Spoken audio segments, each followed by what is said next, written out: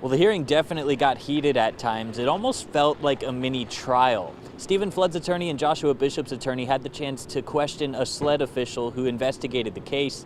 And after today's hearing, we're one step closer to finding out whether Stephen Flood and Joshua Bishop will face prison time.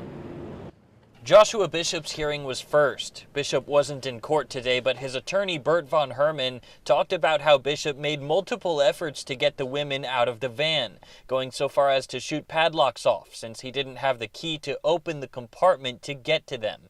Von Herman said Bishop even saved Flood's life by getting him out of the van as it was going underwater. Von Herman questioned Stephen Howell with SLED, one of the people who investigated the case. Officer Bishop is a hero. No. Without a question. A hero is someone who sees someone's life is in danger and they save it. If that person is responsible for putting that person's life in danger and then tries to save them, that person is not a hero. Howell said Bishop was responsible for the death of Green and Newton because he didn't stop Flood from driving into floodwater. Howell also read the affidavits of Flood and Bishop. Here's one part of Flood's where he describes how a National Guardsman allowed him to continue driving. Howell quotes, He said that we could go through.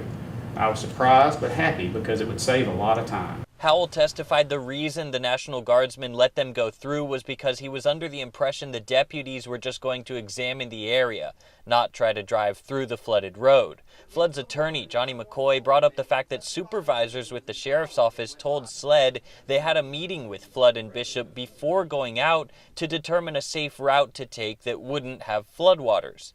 But Flood and Bishop deny that meeting ever took place. So why do you take their statement to be more credulous than my client and Mr. Bishop's? They're all police officers. See, that's why this is a matter for a jury. As far as the likelihood for this case to actually end up reaching a trial, Ed Clemens says it's definitely possible, but that probably won't happen for at least another year to a year and a half.